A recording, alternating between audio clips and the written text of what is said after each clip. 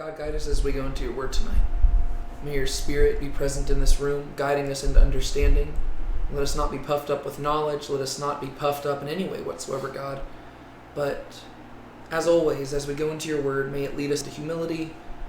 Help it lead us into your grace. Help us lead it into the fear of you. And let us not seek to exalt ourselves, whether that be in righteousness or just in pride, God. But let us seek to exalt you above all things. And may our study of this chapter be a stepping stone to help us continue going about exalting you, God, and continuing to build a house for you, right? Not only just a house, but a kingdom. We love you, God, and we praise you. It's in your name we pray. Amen. All right. Today we are in 1 Kings chapter 6. And some people might at first read 1 Kings chapter 6 and think that it sounds kind of boring because it devotes all this time to detailing like construction details about building a temple, right? And we understand that the temple is significant, but we could care less about all these details about this and that and this and that. But for some reason the Bible always seems to do this, right? Whenever you get to, Genesis chapter 2, the Garden of Eden. You're reading this amazing story about the creation of heaven and earth. And then you're heading into this story of Adam and Eve. But for some reason, in between, there's this really weird thing where it's almost like the story just hits a pause button and the narrator just starts detailing about what the landscape looked like. And it's telling you there was gold, and there was this, and there was that, and there were rivers. And you're kind of like, why do I need to know this? All right. And then you get back to the narrative. And then it keeps on trucking. All right. And then you get to the book of Exodus. Then you have this amazing story. And then it's time to build a tabernacle. Pause button. And it goes into all this detail about how the tabernacle is to be built. And then you get back to some more exciting narrative. And then pause button. You literally restate the same material about them actually rebuilding the tabernacle. And if you're reading through this is usually the point where a lot of people, they start doing their whole, read through the Bible in a year plan. They usually hit that point in Exodus, and that's where they start teetering off. Because they realize this stuff sounds kind of boring sometimes. But the thing is, that's what the Bible consistently does. Every time we get to this story about where, basically, whenever we get to a story about the place where God is going to dwell, consistently, the author always stops and provides details of what that place is going to be about, what it's going to look like. And I just think that's interesting, right? I want us to maybe take some time as we go through this today to reflect on why the author of Scripture and the authors of Scripture always feel that need, right? Why do they feel the need to spend so much time detailing how many cubits long all this stuff is? Why do we care about that? We're going to have to try to figure that out. But before we actually hop into the house which Solomon built, we got some context we got to recap. So, just to briefly summarize it, we are during the time period of the United Monarchy, right? And unfortunately, we are on the last king of the United Monarchy. The United Monarchy of Israel lasted about 120 years. Each king reigned roughly 40 years. So how many kings were there? Three, right? King Saul roughly reigned about 40 years. King David reigned roughly around 40 years. And King Solomon reigned roughly around 40 years. The event that we are going to be in today's chapter is 4 years into Solomon's reign. Right? And it's going to span several years after that. But that being said, 1 Kings kind of started off with our introduction to Solomon, right? He was mentioned in 2 Samuel very briefly, but really 1 Kings begins as Solomon's story. And it's a pretty good story right off the bat. Could I get some people to recap it? We don't need to go into detailed play-by-play of what's going on. Just briefly summarize what's happened in the first few chapters. Right? Once again, no detail, we don't need a detailed play-by-play. What happens in chapter 1? One of David's sons, not Solomon, wants to be king, had a party, and while he was having the party, David made Solomon king. So he became king, and then after the other son figured out that he was king, he went to the altar and begged for mercy so he would get killed. Exactly, right? So 1 Kings chapter 1 shows that not everything is good in the neighborhood. and you've got this one son of David who wants to be an Absalom wannabe, and he wants to replace David, but that's not how this kingdom is going to work, right? God has already picked who's going to replace David, and so David sets it all up so that Solomon ends up on the throne, right? That's chapter 1, right? It is how Solomon became king, right? And so chapter 1 ends, both David and Solomon are alive, and both David and Solomon are king, right? This is what we call a co-regency, right? They're both kings at the same time. It's like a passing of the torch.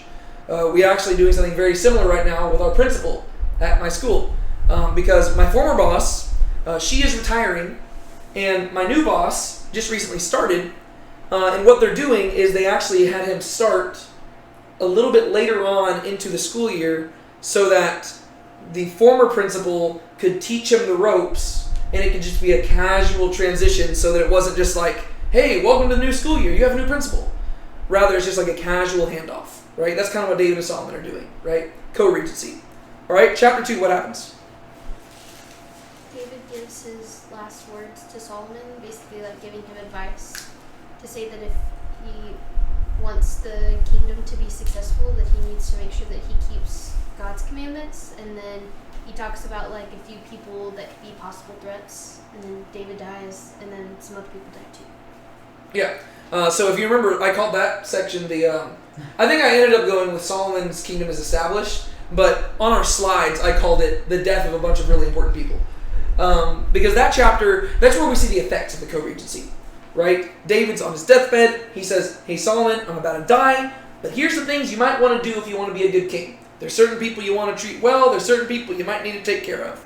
And so in the rest of the chapter, Solomon does that, right? He takes his father's advice. He takes out the bad guys, and he treats the good guys well, right? So Solomon's kingdom is established. But now, going into chapter 3, Solomon's on his own, right? David has gone bye-bye. David is dead, which means that Solomon needs to figure out how to do this on his own. And what do we see at the beginning of chapter 3? He makes himself a council, right? Oh, not yet, not yet. That's chapter 4.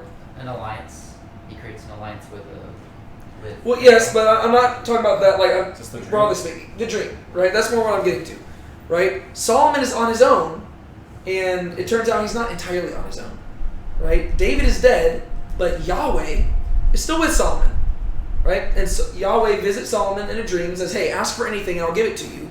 And Solomon says, "You know what? If I need anything, I just need wisdom," right? That's not exactly what he says, but that's the implication, right? He says, "I want a hearing heart. I want to be able to govern your people well." Because he kind of points out, he's like, "Hey, my dad was the type of guy who, he was a scrapper. He started off as just like a nobody. He knew what it looked like to be, he knew what it looked like to grow up without money and despised. And he knew what it looked like to be on the run. And he knew what it looked like to just be a normal person. And so he was really good at ruling normal people." But Solomon's like, "I grew up in a palace. I've known nothing but luxury my entire life. I don't know how to do this well. And if I do this on my own, it's not going to end up well. And so I need wisdom." And so God says, "Great answer." And so God gives him not only wisdom, but riches and wealth and basically everything a person's heart could desire, which is both a good thing and a bad thing, right? It's a good thing if handled well, but Solomon's not going to handle it perfectly, right? And so the back half of chapter 3, we got to see a demonstration of Solomon's wisdom whenever he has the whole cut the baby in half story. Which I guess, without the full context, sounds pretty bad. But, it sounds pretty bad with the full context too. So, alright, then going into chapter 4, this is where we get what Rocky was addressing a second ago. What does Solomon do? Creates a council. He establishes his cabinet, right? He establishes basically his leading government officials. And that's the first half of chapter 4, where we just get to see his government. And in the back half of chapter 4, we get to see his wealth, right? Yes? Is it the story about the... Or no, that's chapter 3. That was chapter 3. Yeah. But for chapter 4, this is where we really get to see how, basically the way that the author frames it, is that Solomon is fulfilling the entire biblical story, right? He is fulfilling the creation mandate in Genesis chapter 1, right? Being fruitful, multiplying, imaging God. He's doing all those things, exercising dominion over the earth. He's doing all that, right? But he's also doing what the Abrahamic covenant promised, right? And he is establishing the land, right? The seed is blessing the world. Nations are flocking there. You read chapter 4, And it seems like the author is paving the way for Solomon to be the Messiah, right? Like he just seems like he fits the bill. But if you read closely, there's certain things that make you nervous.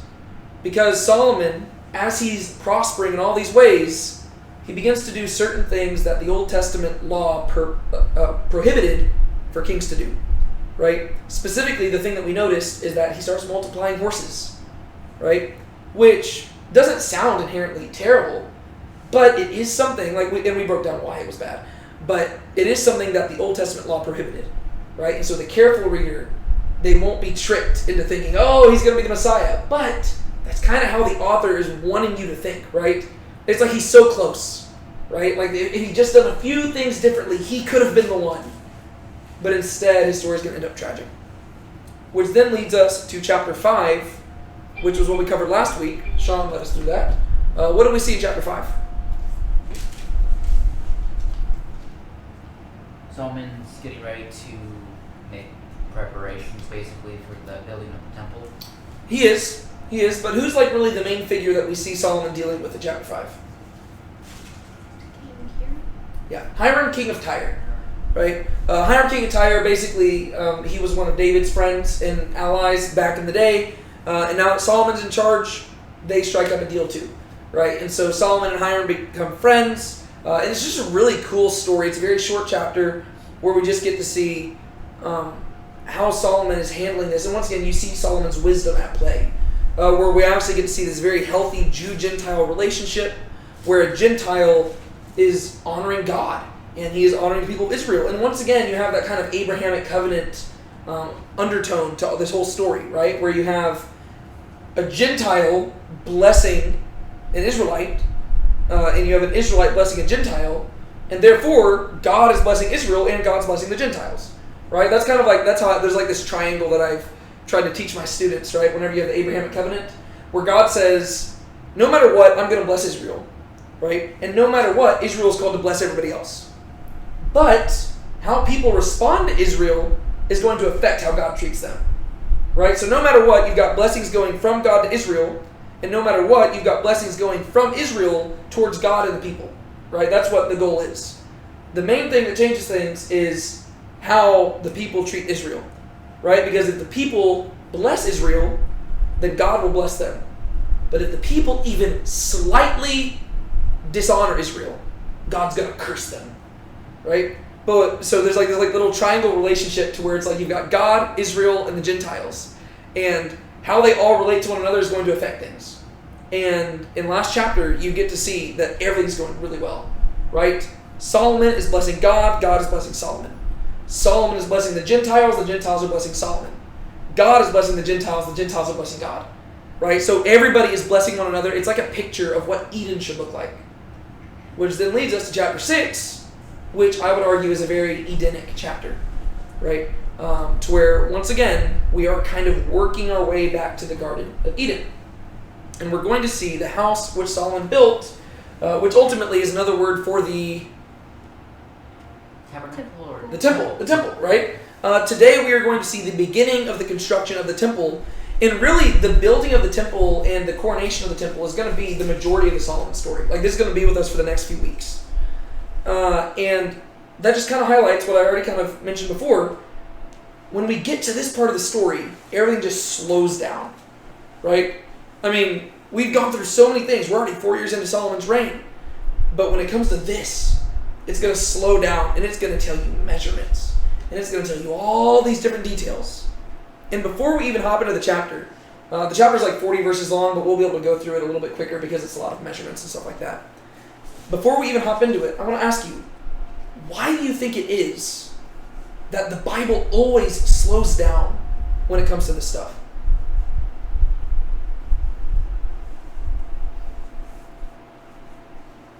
Alright, here's probably not for the tabernacle, but for the temple. Mm-hmm. Right now it's not there, but eventually it will be there. So they probably need all the details to build it again. Okay. That's a valid point, right? So if you're just thinking from a literary perspective, it makes a lot of sense why they would detail this. So they Because presumably, I mean, First and Second Kings was originally one book, And 2 Kings ends with the people going off into exile and the temple being destroyed. And so from a literary perspective, it makes sense that you might want to document all the details, because whenever they get back to the land, they're going to need to rebuild this thing, right? So that's actually a very practical reason that, I hadn't even thought about that, honestly. But that's a very good thing. But going broader, beyond just 1 Kings, why is it that every time we get to the dwelling place of God, it decides to slow down? And not just the dwelling place of God. Because think about it, we don't get really detailed views of like what heaven looks like. Yeah. It's specifically when we get to a dwelling place shared by both God and man. Right? Why is it that the Bible always slows down there? Because it's important. Okay, it's important. We kind of talked before about like if you had to summarize the Bible in a few words, it really, like, the main thrust of it is about like God and man dwelling together again. So I think it's just like, when it comes to like the priority of the Bible, like that's probably the single most important thing. And so it's just getting like, it's very pivotal moments, right? Yeah. Where it's getting like to like towards like the ultimate solution. Yeah, I would 100% agree, right? I really think that's what it is, right? Whenever, like the way that I summarize the Bible, 7 words: God's commitment to dwelling with man again, right? That's the story of the Bible, right? Genesis to Revelation, where it starts, where it ends, everything in between, that is the trajectory of the story. It is God's desire and commitment to making it so that him and man can dwell together again, right? The story starts with them dwelling together, man screws it up, and then the rest of the story is God rectifying that. And it's a long, drawn-out process, right? Because there's a lot of lessons that need to be learned along the way, and there's a lot of other failures that man does to just turn away from God, right? So it's a long and drawn-out process, and we're still waiting the fulfillment of it, right? We know how the story's going to end, but we're still in this story, right? But that really is the story of the Bible. And so I think that's probably one reason why the Bible slows down every time it gets to things like this, right? Because it's trying to accentuate, this is super duper important, right? You do not need to know the exact dimensions of King David's palace. You just don't need to know it, right? It was probably a cool palace. You don't need to know exactly where Jesus lived in Capernaum. You don't need to know that. But when it comes to the tabernacle, and when it comes to the temple, and when it comes to the Garden of Eden, the Bible slows down and it says, I want you to know every dimension. And I want you to know what it looks like. And I want you to be able to picture it in your head. Because this is super important, right? It's saying, you know what, let's slow down, and I know that you might not want to draw out these sketches and stuff like that, but I want you to picture it in your head. Because this is what we're building to, right? We are building to God and man dwelling together again. And so every time you get there, there's going to be similar imagery, right? You're going to notice that whenever we're talking about this temple, there's going to be a lot of floral imagery. And there's going to be a lot of water. And there's going to be a lot of precious stones. Well, what does that ultimately call back to? The Garden of Eden. The Garden of Eden, right? Genesis chapter 2. Whenever we're reading through it, we're like, why the heck does it mention, like, why do I care that there's 4 rivers? Why do I care that there's gold over here and stuff over here? Why do we care that there's all these flowers? Well, it's because this is a picture of what it looks like to dwell with God. And then whenever you get to the temple and they're carving flowers into the very like columns, you're like, oh, there's a connection, right? And so if it didn't emphasize it in Genesis, you wouldn't pick up on what's going on in these other places, right? And so that's why it's going through all these details, and it really wants you to be able to picture it so you can soak it in. Because whenever it comes to God dwelling with man, every detail matters, right? And so, yeah, in these chapters, we're going to be talking about cubits and stuff like that. And that might sound more boring to us. But you have to realize that the rest of the Bible is also detailing the construction of God's future dwelling place with man. It might not be doing it in blueprint terms, talking about cubits and stuff like that, but it is teaching it in theological terms and historical terms, right? Whenever Jesus comes down and makes his dwelling amongst us, he does that in order to build a dwelling place between God and man, right? And so, yeah, it might not look like a blueprint in that case, but it's still telling the same story, right? And so I just wanted to highlight that right off the bat so that hopefully you have a greater appreciation of stuff like this when you read it, so that you're not just getting there, you're like, oh, skip. No, read it. Try your best to picture it in your head. At the end of this whole thing, I'm going to pull up some graphs where people have done illustrations and demonstrations of what this probably looked like, right? But let's walk through it verse by verse. Sean, take away the first 7 verses. Now it happened in the 480th year after the sons of Israel came out of the land of Egypt, in the 4th year of Solomon's reign over Israel, in the month of Ziv, which is the 2nd month, that he began to build the house of Yahweh. As for the house which King Solomon built for Yahweh, its length was 60 cubits, and its width 20 cubits, and its height 30 cubits. And the porch in front of the nave of the house was 20 cubits in length, corresponding to the width of the house, and its depth along the front of the house was 10 cubits. Also for the house he had made windows with artistic frames, and he built, against the wall of the house, stories encompassing the walls of the house around both the nave and the inner sanctuary. Thus he made side chambers all around. The lowest story was 5 cubits wide, and the middle was 6 cubits wide, and the third was 7 cubits wide. For on the outside he made offsets in the wall of the house all around, in order that the beams would not be inserted into the walls of the house. The house, while it was being built, was built of stone prepared at the quarry, and there was neither hammer nor axe nor any iron tool heard in the house when it was being built. Perfect. All right. So, here we go. Right? Chapter 5 was all about him getting the stuff ready and making the preparations. And now in chapter 6, we actually get the breaking of the ground. Remind me real quick, where is the temple being built? In Jerusalem. It's in Jerusalem. Right next to the palace. It's just above the palace, right? If you remember, this is where 2 Samuel ended, right? Where David purchased the threshing floor that eventually, like it was what, the Jebusite guy? Yeah. Right? Is it Arana, the Jebusite, something like that? Yeah. He purchases that threshing floor, and that threshing floor is going to be the place that's going to be smoothed out and going to become the Temple Mount. And the Temple Mount is still there to this day. It's a lot different now than it was in Solomon's day, and we'll talk about that because the temple's been destroyed and rebuilt and destroyed and stuff like that. And there is no temple in Jerusalem to this day. Right now there is a Muslim place of worship right there now. But keep in mind, honestly, this is even a very relevant thing for us to talk about right now because of everything going on in Israel. Israel is such a tiny little place, right? It is it's really just like a tiny little sliver of land, but it is the single most contested piece of land on the history of the planet, which is really strange. But and some people will argue that it's mainly a political thing. It's not just a political thing. People would not care about it if it was just a political thing. It is a deeply religious reason.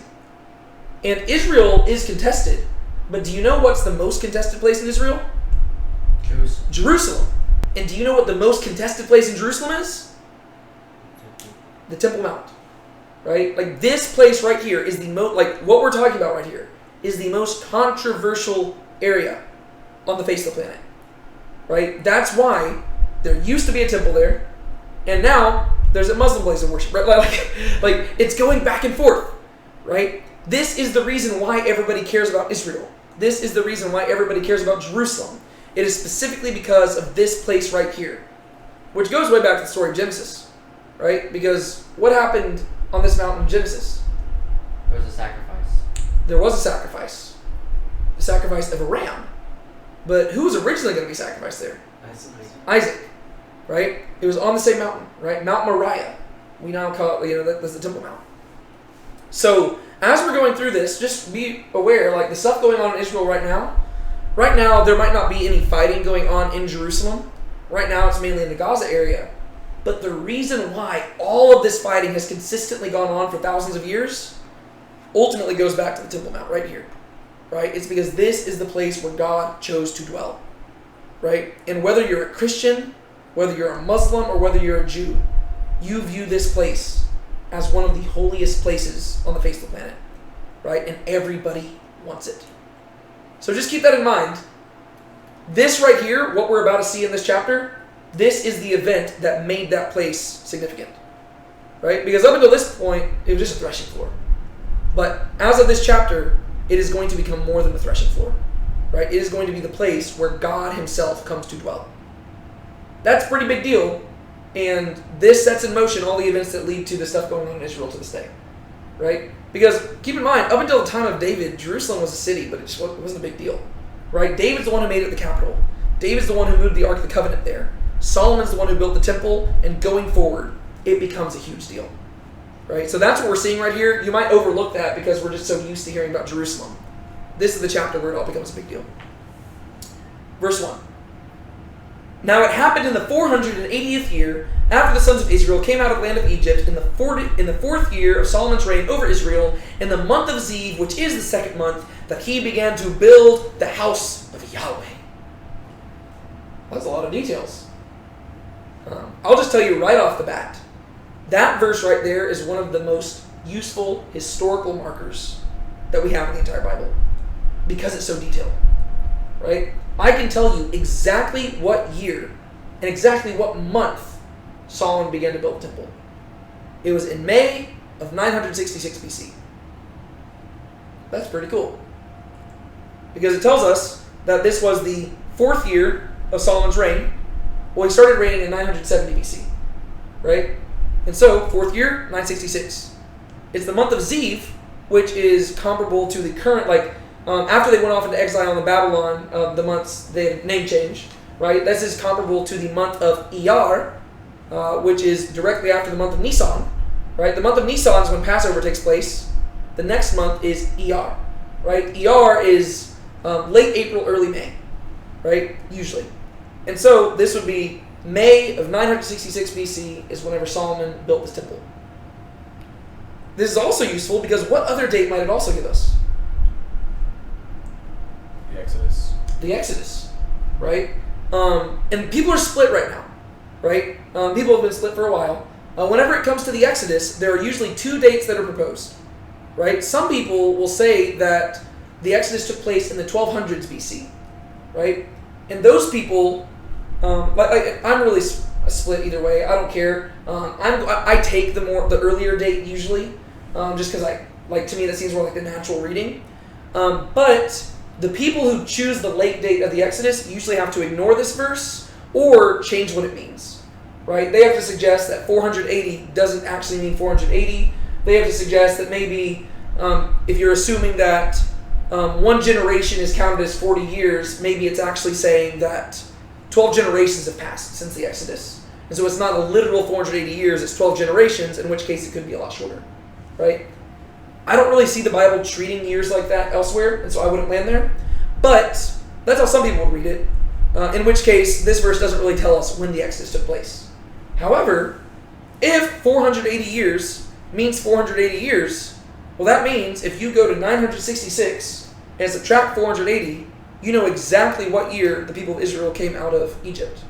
And that would land you at 1446 BC, right? And this is just really cool, because whenever it comes to the reigns of the kings of Israel, the cool thing is that a lot of the times when we're reading through 1st and 2nd Kings, it'll tell us that they are reigning during such and such year of another king.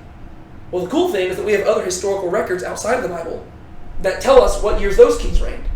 And so by the time you get to the monarchy of Israel and stuff like that, we have sure dates where we know Solomon reigned 970 to 930 BC, right? David reigned 1010 BC to 970 BC, right?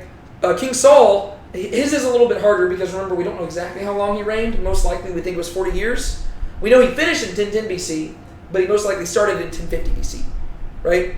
But the later you get, the more firm we are on the dates. We know that Solomon was 970 to 930, and therefore fourth year of his reign, 966. 480 years before that would therefore be 1446.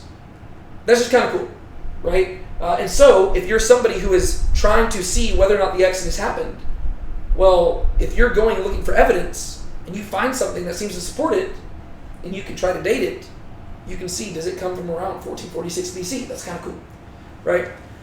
And so, that's not really relevant as much to the message of the story here.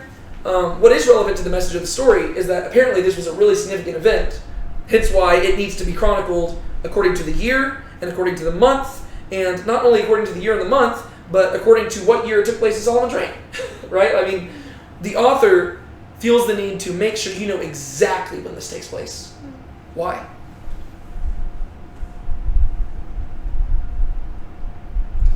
Because it's important, right? That's all I'm looking for. Right? You don't have to know exactly what day it was. Well, he doesn't even tell you exactly what day it was when Solomon began to reign. Right? But when it comes to the building of the temple, he says this is a date that needs to be remembered for all history. right? It's definitely one of, if not the most important event so far. Yeah, right? I mean, this is the day whenever we broke ground to build the place for God to dwell with man.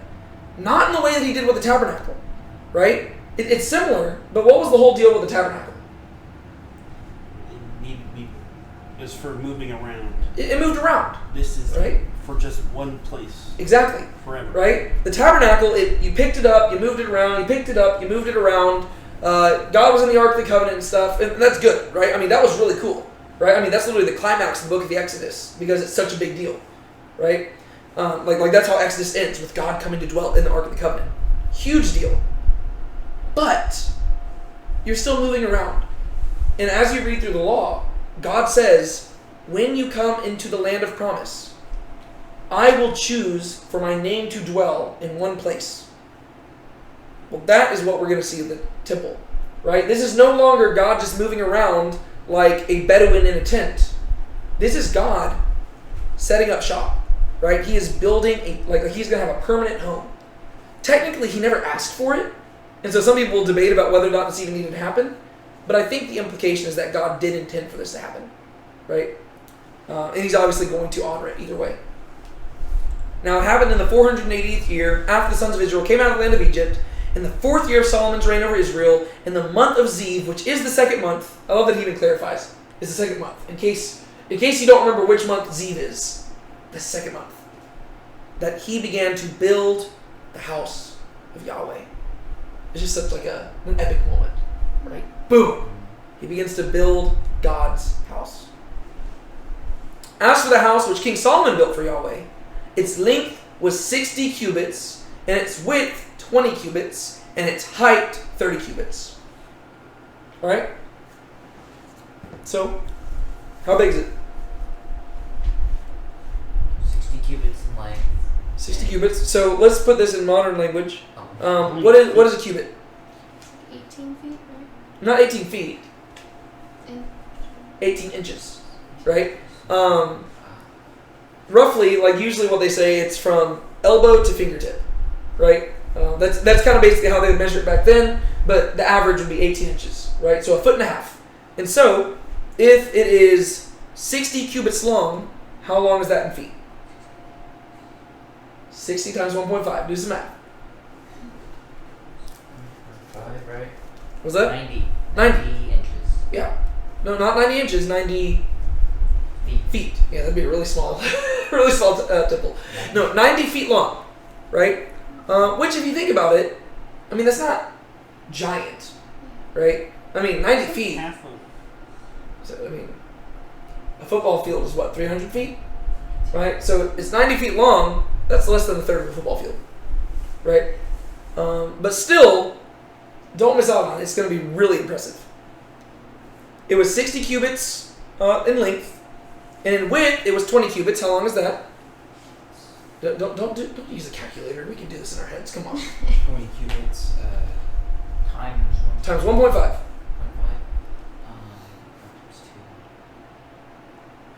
300? No. 20 times 1.5.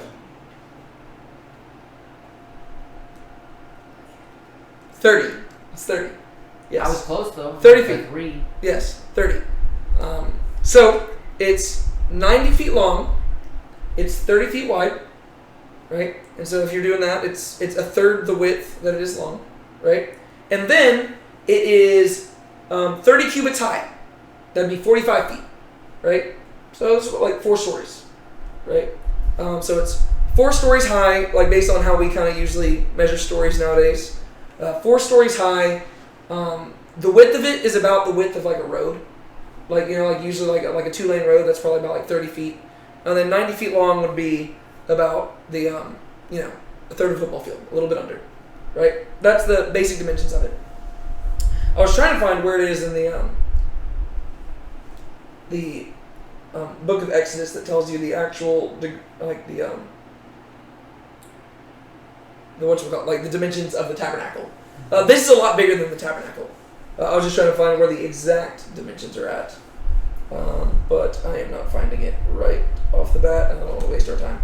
One thing different about the temple is that it's immovable because Yes. it has a foundation. Yeah. Okay, it's not super important right now. Okay, so as for the house which Solomon built for Yahweh, its length was 60 cubits, and its width was 20 cubits, and its height was 30 cubits. Which is interesting. So it's taller than it is wide. I just think that's kind of cool. And the porch in front of the nave of the house was 20 cubits in length, right? So that's 30 feet, corresponding to the width of the house, and its depth along the front of the house was 10 cubits, right? So 15 feet. Also for the house, he made windows and artistic frames, right? So once again, this is just painting the portrait of it so you can try to picture it in your head. And he built, against the wall of the house, stories encompassing the walls of the house around both the nave and the inner sanctuary. Thus he made side chambers all around. All right, so what's he doing right there?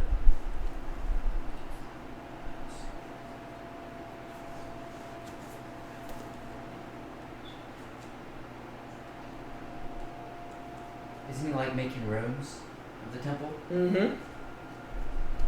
What are the rooms for?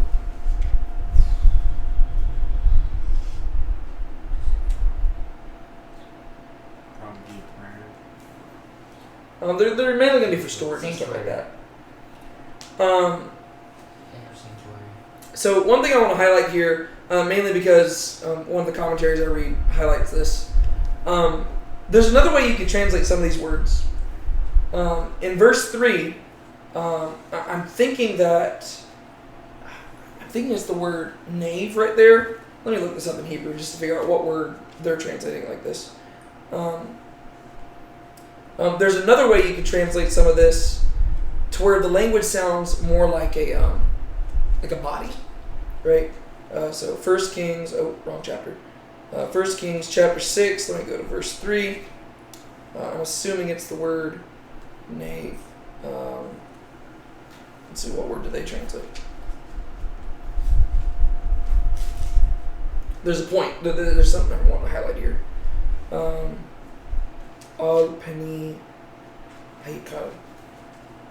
Oh, okay, that's what it is. All right. So whenever it says, and the porch in the front of the nave, the word front there in Hebrew is pani, right? Yeah, which is face, right? So we translate it as front because it sounds kind of weird to say the face of the nave. But the literal word in Hebrew is the word for face, right? So it is the porch in the face of the nave, right? So it's the image of a face, right? And then if you go down to verse 5, it is. If you go to verse 5, and he built against the wall of the house stories encompassing the walls of the house around both the nave and the inner sanctuary. Thus he made side chambers all around. I'm going to look up the word for side chambers there because I believe that's the word that I'm thinking of. Side chambers. This is the word selah, which is the word for rib. Right? And it is the same word for rib that you read in Genesis chapter 2. Right? Specifically, whenever God takes a rib from Adam to create Eve. Right? The main reason I want to highlight this, right, is actually for New Testament implications. Right? Because here we have the temple being described as having a face and having ribs, and later on when we get to chapter 7, it's going to be described as having shoulders. So what is the temple being personified as? Person. A body, right? Yeah. And especially if you're thinking about ribs, what does that evoke in your mind? Fingers? Well, whenever you think of rib being taken from man, why is it taken from him? To give to To make woman, right? To produce woman, right? And so what some people have highlighted is that whenever God, like as Solomon is building this house for Yahweh, he's really almost building a bride for Yahweh, right? And so whenever God comes to dwell in the temple, it is like God coming to dwell, like coming into his bride, right? It's the image of God coming to dwell in his bride. And then, whenever you go to the New Testament, who is the bride of Christ? The church. The church. And what image does Paul say, like, of the church? We are God's Right. temple, Or temple. right? We are his temple, right? And whenever Paul says that we are his temple, I don't want you to think that there are currently 6 temples sitting in the room right now. There's one temple, right? It is not each of you is your own little temple. No. Paul is saying that we, the church, are collectively the temple of God. And each of us are individually stones in that temple, right? So we are the bride of Christ, right? But it's the same imagery, right? God comes to dwell in his bride back here, but in the New Testament, it's different, right? The bride is no longer a physical building. It is a spiritual building composed of living members, right? That's what Paul is conveying, right? And sure enough, if you actually go to the, he specifically uses that imagery a lot in 1 Corinthians, right? And in 1 Corinthians, I know this is a little bit New Testament tangent, but it's relevant, and like I said, we can go through this chapter a lot quicker. In 1 Corinthians, he says again and again, do you not know that you are a temple of the living God? Therefore, you should honor God with your bodies. Well, to the Corinthian church, Ben, you actually weren't here because you didn't go to Greece with us, but we went to Corinth on our trip recently, right back in February. And in Corinth, there was a temple to Aphrodite up on a hill. Like, you can still see the ruins of the temple to this day, right? And Aphrodite was the goddess of love, right? Specifically sexual love, right? And in many pagan cults, there was a thing known as temple prostitution, right? Which we were like, whoa, what's up with that? That's been a thing historically for a long time, right? Temple prostitutes were basically these sex workers that a lot of religions would have, where literally it was participating in worship whenever you came and slept with this person, right? A lot of times things like drugs and sex have been employed for like religious purposes, right? But this was especially prevalent in the temple of Aphrodite, as you can imagine, because Aphrodite is the god of sexual love. And so there was a lot of temple prostitution going on at the temple of Aphrodite, right? Because whenever you went into the temple prostitute, I know that's kind of, vulgar language there, but whenever you went into the temple prostitute, it was like you were going into the temple of Aphrodite, right? And you were engaging in this love making, right? Well, that's what Paul's pushing against to the Corinthians, right? Because he's been to Corinth, he knows about the temple of Aphrodite, and he says, guys, you're the temple of God, right? You don't need to go do these things with other people to worship God. You are his temple already, right? Therefore, honor God with your bodies. That's what he's talking about whenever you read that passage, right? God's already made you the temple.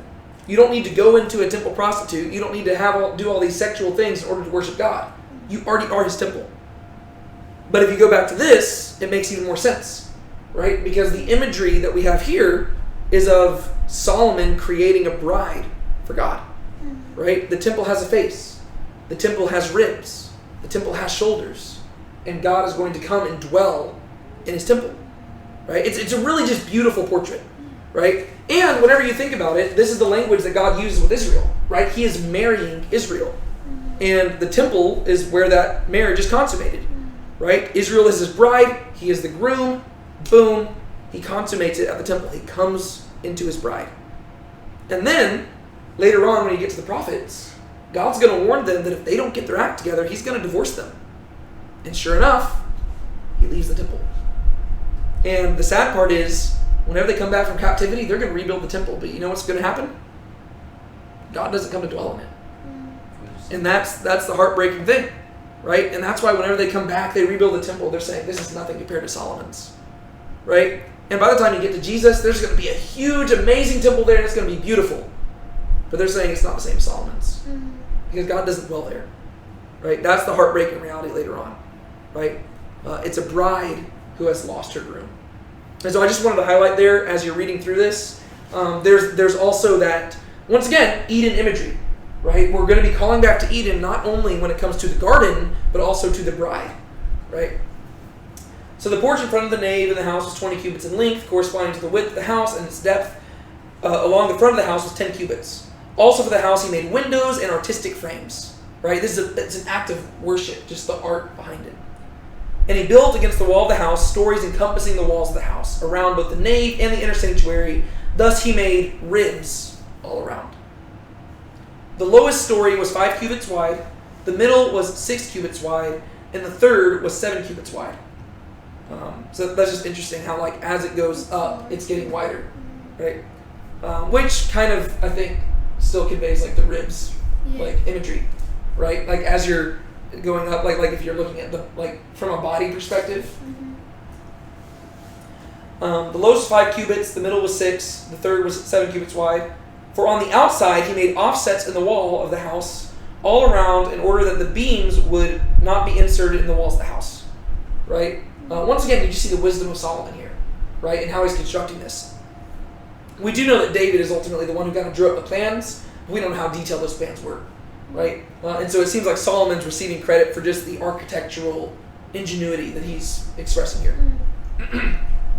Verse 7. The house, while it was being built, was built of stone prepared at the quarry, and there was neither hammer nor axe nor any iron tool heard in the house while it was being built. All right, what is that conveying? It's saying that the temple was prepared with quarry, like a type of stone. Yeah. Is it like a type of stone? Well, so what is a quarry? They cut the stone, don't they? Yeah, so a quarry is basically a place where there's just a bunch of stone, Okay. and they go, that's where they get the stone from, right? So the quarry is the place where they're chiseling out the stone and stuff. The stone mine.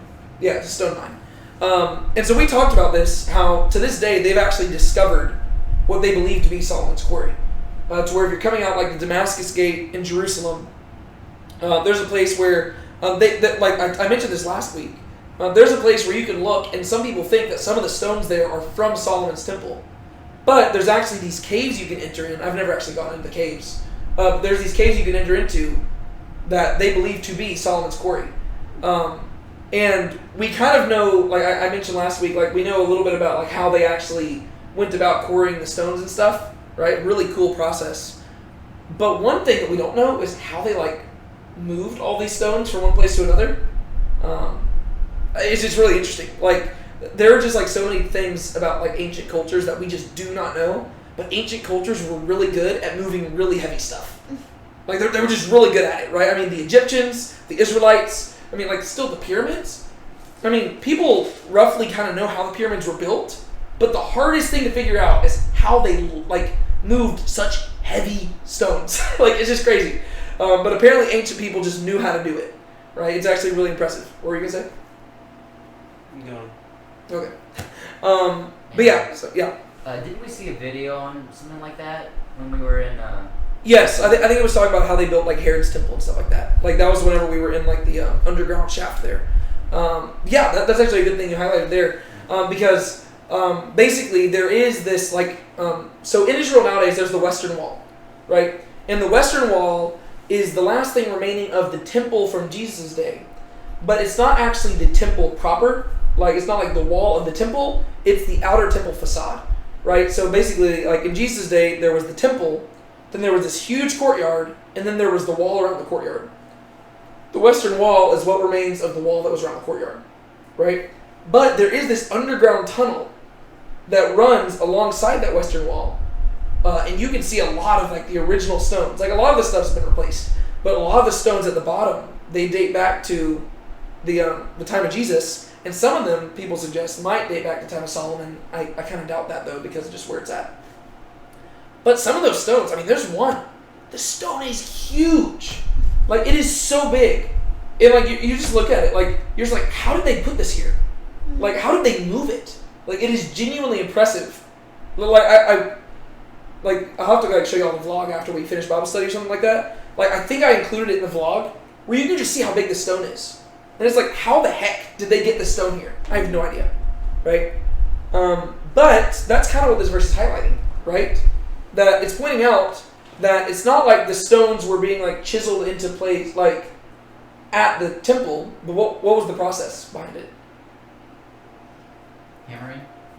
Over here, they would like chisel off the rocks and then transport it. Well, yeah, Right there. yeah. So it's saying that they prepared the stones at the quarry, but whenever you actually got to the temple, it's saying that there was no hammer or axe or iron tool heard. Just place them there. Yeah, whenever they got there, they just had to place it.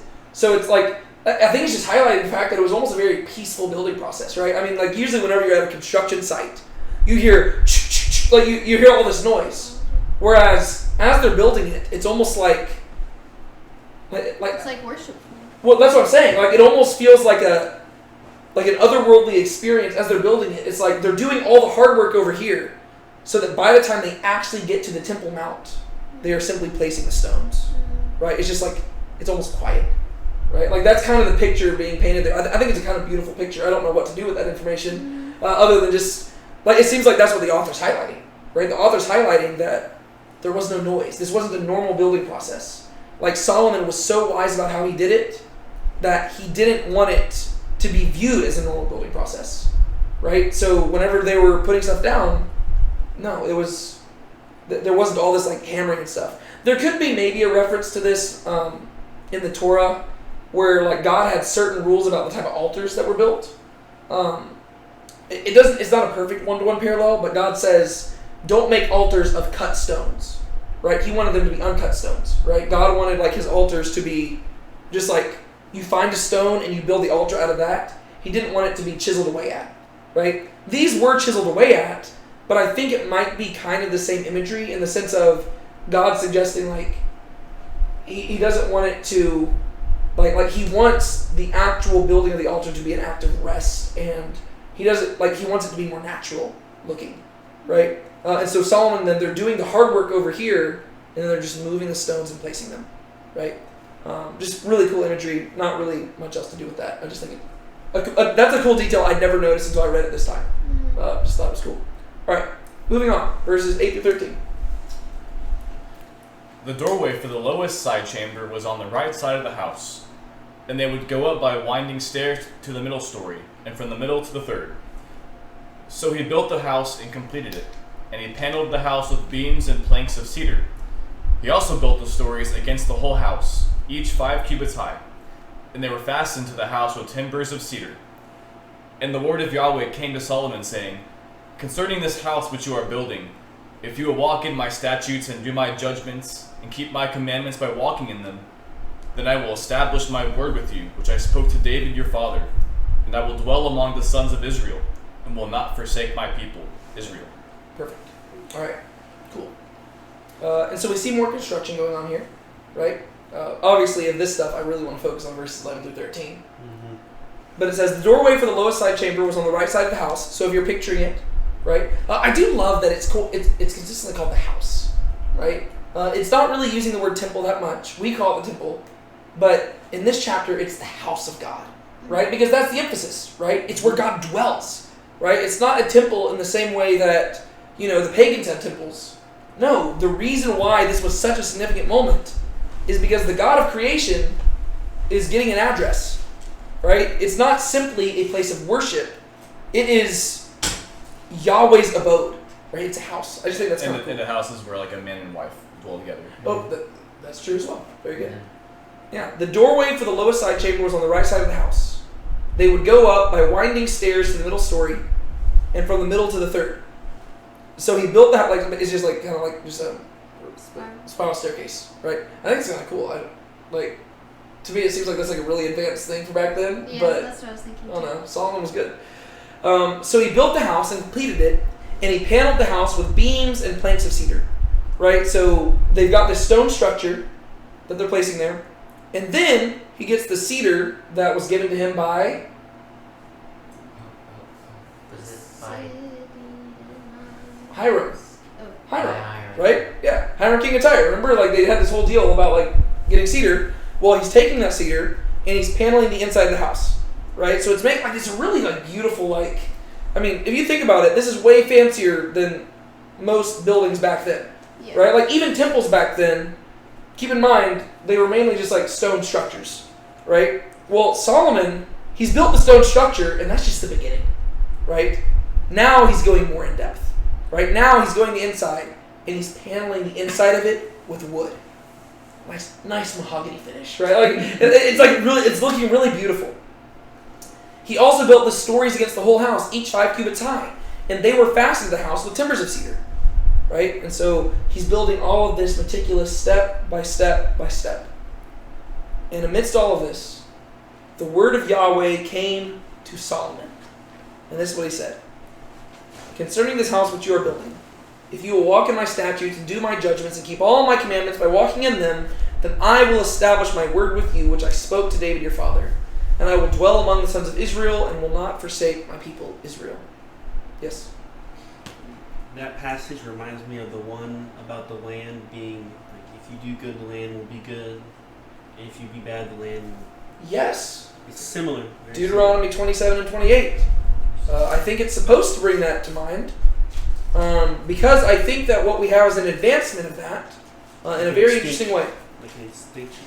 Yeah, it's an extension of it, and it shows that things have changed a little bit, right? Because there's been a new covenant made since that one, right? Deuteronomy 27 and 28, that's the Mosaic covenant, right? With the Mosaic covenant still at play, but there's been another covenant made since then, and what is it? The Davidic covenant. The Davidic covenant, right? God made a promise to David. Interestingly, this is something that we don't usually notice in English. But in English, we only have like really one word for the word you, right? That's both singular or plural. Like usually we use it both ways, right? In Texas, we actually do have a distinction. We have y'all, right? Y'all would be the plural version of you. But in general in the Bible, it'll just use the word you, and it can be either singular or plural. But Greek and Hebrew both, they have distinctions, right? There's a different word for singular you and plural you. And you would expect, like in Deuteronomy, this would be a plural you. But if you actually read this in Hebrew, it's singular. So Solomon is, God is not simply talking to all the people of Israel about this. When it says Yahweh came to Solomon, the words he's saying are directly spoken to Solomon, right? He's not talking about the rest of Israel obeying the commandments. He's talking about Solomon, which tells us a little bit of advancement here, right? There's been a shift, right?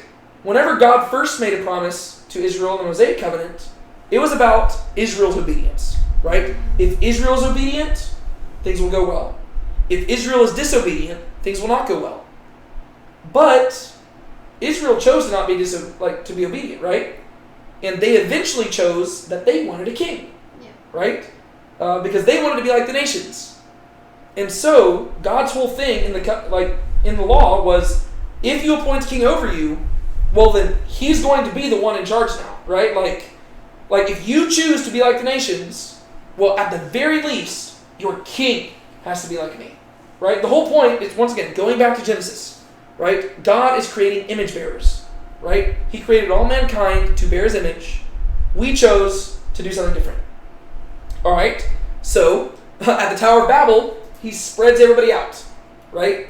And now he decides, okay, now that everybody's spread out, I'm going to choose one nation to be my primary image bearer. Once again, we're all image bearers, but God is choosing somebody to embody that image, right? Right now, we are like broken images of God, right? But God chooses Israel to be the image bearers. They're the guardians of the way of Yahweh, right? They're the protectors of the way. And Israel is going to be that one, right? So when you get to the Mosaic covenant, he gives them the law, and he says, if y'all will walk before me, things will go well. But the thing is, they want to be like the nations. Once again, broken image. But God said, okay, if you choose, that's what he said in the law. In that day, when you choose to appoint a king to be like the nations, the king must be like me, right? He must not do this. And so, when they appoint a king, things change. Now, God is not simply looking at all the people of Israel. God's eyes are on the king. And he says, if you are faithful, things will go well. If you are not faithful, things are going to go poorly. Now, the king, that's why whenever you look at the prophets, they're mainly addressing the king, right? Isaiah isn't going yes, they will rebuke all the people, but that's usually because the people are following in the footsteps of the king, right? And that's why a lot of times they'll say this prophet was showing up at the time period of this king. Because if you know who the king is and you know his character, you know about how the rest of the people are doing, right? And so this is really important. God is not simply speaking about Israel here. He's talking specifically to Solomon. Concerning this house which you, Solomon, are building, if you, Solomon, will walk in my statutes and do my judgments and keep all my commandments by walking in them, then I will establish my word with you, Solomon, which I spoke to David, your father, Solomon. And I will dwell among the sons of Israel and will not forsake my people. So what is God establishing? If you do bad, things will go bad. If you just do Instead of good. the people, it's the king. Yeah. the ability for Israel to prosper is basically on the shoulders of Solomon. Yeah, it's on the shoulders of the king, right? And so this is probably going to be something going forward, right? Because it's kind of what he said to David, right? Really, he's restating to Solomon what he said to David, but now it's specifically in the context of the temple. And this tells us that apparently God's presence in the temple is not something that you can take for granted. And God's presence with the people is not something you can take for granted, right? Yes, God came to dwell with them in the Ark of the Covenant, and yes, God came to dwell with them in the tabernacle, but all because he chose to do that does not mean that he can't leave. He can leave whenever he wants. And that's something that we kind of forget. But that's what he's saying right here. He says, hey, concerning this house which you're building, right? If you walk in my statutes and do my judgments, keep my commandments, and walk in them, then I'll establish my word with you, which I spoke with David your father, right? Things will go as planned if you walk in obedience. If you don't, though, things aren't going to go how like I told David things would go smooth. I would establish his kingdom. And ultimately, God is going to fulfill that promise. But we know the end of Solomon's story. Solomon's going to rebel against God. And so God has the right to totally reject him, but instead what he's going to do is he's just going to split the kingdom. Right? And then there's going to be this long journey of the people rebelling and rebelling and rebelling against God. Right? But that's because God is gracious. And eventually he will, after a long time, step out. Right? And he's going to leave the temple. Right? But that's what this is setting up. Right? We just know that God is gracious to the generations. Right? He shows Hesed to thousands of generations. And so one person might sin, and he'll begin removing himself, but he'll give them plenty of time for repentance. Right? But that's what he's establishing right here. And I will dwell among the sons of Israel and will not forsake my people, as long as you obey. If you don't obey, though, there's no guarantee I'm going to stay dwelling with you. But we do know that in the long run, God is committed, once again, to dwelling with his people. Right? So, if Solomon messes up, what does that imply? Well, it implies the story's going to be longer than expected. Right? Because if Solomon's faithful, well, guess what? Then we're good to go. God's going to stay dwelling with the people, and eventually we're just going to dwell together forever. The issue is that Solomon's not the Messiah. Right? And Solomon's going to fail because ultimately he's he's not Jesus. Right? The whole story is pointing to the need for Jesus. Right? So Solomon, the best of all men, he's going to fail. So God's going to have to leave. And it's going to take Jesus showing up to actually pave the way for God to dwell with man forever. Right? And so I'm just trying to highlight that so you can understand the growing tension in the story. Right? Because God, his desire is to dwell with the people, but as we're reading the story, we're beginning to see more and more how man constantly messes it up. And that's what God's saying here. Hey, I want to dwell with the people. And if you can be faithful, I'll do it. But even Solomon, the wisest man in the world, he's not going to be capable of doing it. And this man has everything at his disposal. Right? If there was anybody who was capable of being faithful to God, it would be Solomon. But even he can't do it. And so as a result, God's going to have to leave again. And the story will be prolonged. And so just keep in mind, that's why the story of the Bible is so long. Because a lot of it is just God proving that man can't fix the problem. Yeah. Right? He's having to hammer it into your head. The person who's going to fix the problem has to be me. And when I point at me, I'm not talking about me. I'm talking about God. Right? All right. I will dwell among the sons of Israel and will not forsake my people. I do kind of love verse 13 there, because in context, he's saying, this is what's going to happen if you're faithful. But technically that phrase is on its own. And so, you could argue, is he saying that this is contingent on the previous thing, or is it just a promise? Because ultimately both are true, right? Because Solomon's not going to be faithful, he will eventually not dwell with the people. But because God is faithful, eventually he will dwell with them again. Right? And so really both sides are true. We move on. Verses 14 to 22. So Solomon built the house and completed it. Then he built the walls of the house on the inside with boards of cedar. From the floor of the house to the ceiling, he overlaid the walls on the inside with wood, and he overlaid the floor of the house with boards of cypress. And he built 20 cubits on the rear part of the house with boards of cedar from the floor to the ceiling. He built them for it on the inside as an inner sanctuary, as the Holy of Holies. And the house, that is, the nave in front of the inner sanctuary, was 40 cubits long. And there was cedar on the house within, carved in the shape of gourds and open flowers. All was cedar. There was no stone seen. Then he prepared an inner sanctuary within the house in order to place there the Ark of the Covenant of Yahweh. Now the inner sanctuary was 20 cubits in length, 20 cubits in width, and 20 cubits in height, and he overlaid it with pure gold. He also overlaid the altar with cedar. So Solomon overlaid the inside of the house with pure gold, and he drew chains of gold across the front of the inner sanctuary, and he overlaid it with gold. So he overlaid the whole house with gold until all the house was finished. Also the whole altar, which was by the inner sanctuary, he overlaid with gold. So this is where we get to see how rich Solomon was. Lots of gold. I think somebody like calculated like how much gold this would be, and like in modern standards, this would be like hundreds of billions of dollars worth of gold. Like this is a lot of gold, right? Like even if he's like overlaying it in like the thinnest manner possible, that's a lot of gold. Like this is, I mean like this little chain right here that I wear on my neck is gold, and this is expensive. He's like covering the entire room in gold, guys. Like this is a huge deal, right? This is why everybody like Solomon's temple goes down in history as one of the like marvels of the world, right? It is a big deal. Like it's a really small building, but I mean it's a lot of gold. Yeah. So Solomon built the house and completed it. The word completed there in Hebrew, it can be translated as finished. Same word used in Genesis chapter 2 when God finished creating the heavens and the earth. Shabbat? No, it's not Shabbat here. That follows afterwards. It's like to cease. This is the word kala, right?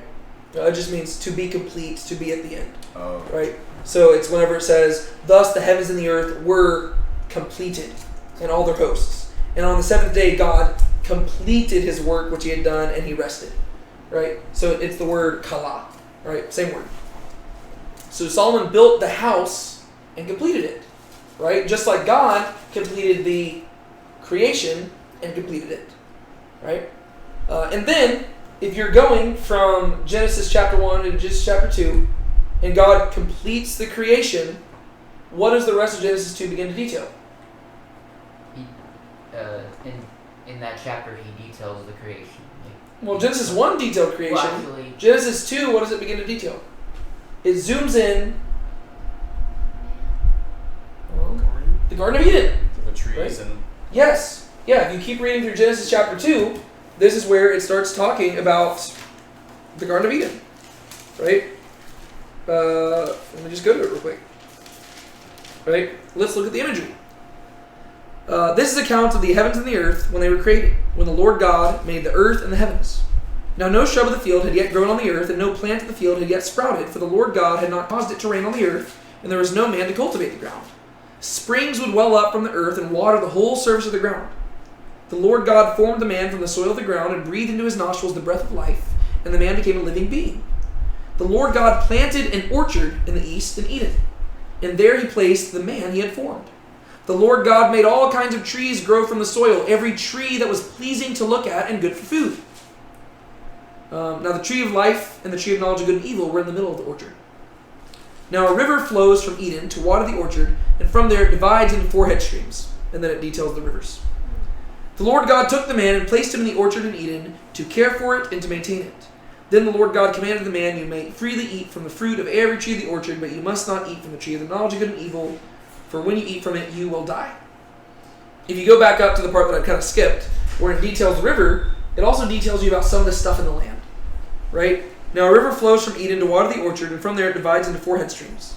The name of the first is Pishon. It runs from the entire land of Havilah, where there is gold. The gold of that land is pure. Pearls and lapis lazuli are there. The name of the second river is Gihon. It runs through the entire land of Cush. The name of the third river is Tigris. It runs along the east side of Assyria. The fourth river is the Euphrates. Alright? So whenever you think of Eden, you're supposed to think of a lot of water. You're supposed to think of trees. You're supposed to think of gold. and you're supposed to think of precious stones. And you're supposed to think of a garden. Alright? Then he built walls of the house of the inside of the boards of cedar. From the floor of the house to the ceiling, he overlaid the walls of the inside with wood, and he overlaid the floor of the house with boards of cypress. Trees. Right? So he builds the stone, and so from outside, it's a building. But you walk inside, and it's almost like you've entered a forest. And once again, when I say forest, it's not like it looked like a forest. It looked like how these floors look right here. Wooden floors, right? Paneled wood. But still, wood nonetheless. Right? Most buildings were just stone. Solomon goes out of his way to panel it with wood. This is all intentional stuff. And he built 20 cubits on the rear part of the house with boards of cedar, right? So that's 30 feet. From the floor to the ceiling, right? So 30 feet floor to ceiling of wood. What was that? Okay. He built them for it.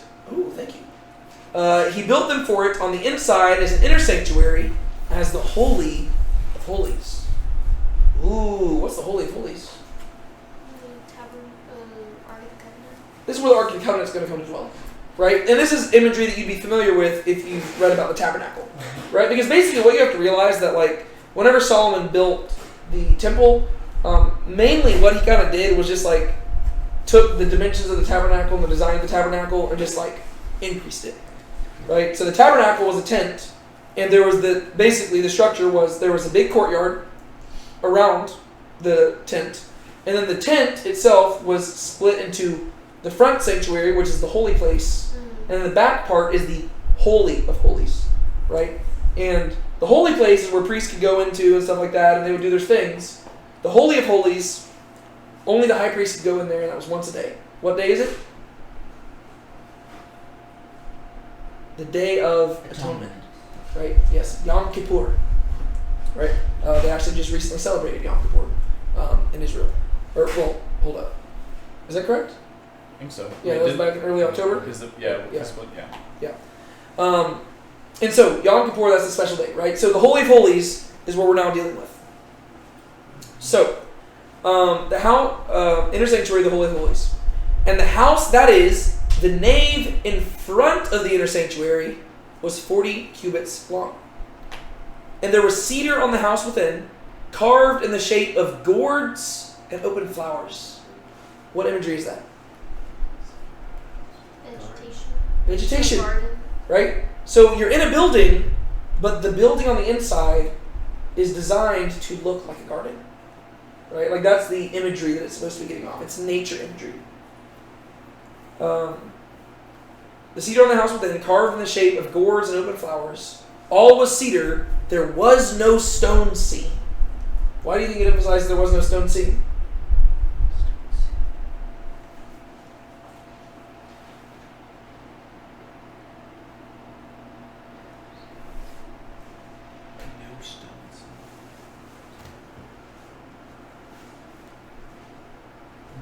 I would argue that this is probably just going for the garden imagery again, right? It's because, especially in this culture, when you think of stone, you think of buildings, right? I mean, yes, there's stones everywhere, but stones are usually what you're making buildings out of, right? Bricks and mud bricks and stuff like that. Stone would be that. Whereas the whole point is when you walk in there, the place might be made out of stone, but you don't see the stone. All you see is life, right? Because think about it, stones, those are dead. Right? Whereas trees and flowers, those are things that are living, right? I mean, not anymore because they're cut down. But like stones were never alive, right? Plant and vegetation, those are things budding with life. When you go in there, you don't see any stones. You only see life, right? If you're looking at the temple from the outside, it looks like it's just a building in the city. You go inside the temple, and you're back in the garden, right? Which, interestingly enough, if you actually read like the Garden of Eden story in Genesis 2, the suggestion seems to be that the Garden of Eden was a walled garden of some sort, right? Like just the word for garden that is used in Hebrew, it implies like an enclosed space, right? And so it's once again same imagery, right? You're outside, you see the temple. You walk inside, you're back in the garden again. Then he prepared an inner sanctuary within the house in order to place the Ark of the Covenant of Yahweh, right? This is where the Holy of Holies is going to be. Now the inner sanctuary was 20 cubits in length, 20 cubits in width, and 20 cubits in height. What shape would we call that? 20, 20, 20. Cube, right? It's a perfect square, right? 30 feet wide, 30 feet tall, 30 feet long, right? It's a perfect square, right? Inner sanctuary is 20 cubits in length, 20 cubits in width, 20 cubits in height, and he overlaid it with pure gold. Think about that. Like, that's crazy, right? This ceiling right here, I imagine that's probably what? 12 or 13 feet high? Yeah. Right? Imagine a building that is twice as high as this, right? And probably not quite as big as this room, a little bit smaller. One big cube, all the walls and everything in it's gold. That's quite the sight to behold. But think about it, this is the Holy of Holies. Nobody's ever really going to enter in it. What a waste of gold. Not really, though. Right?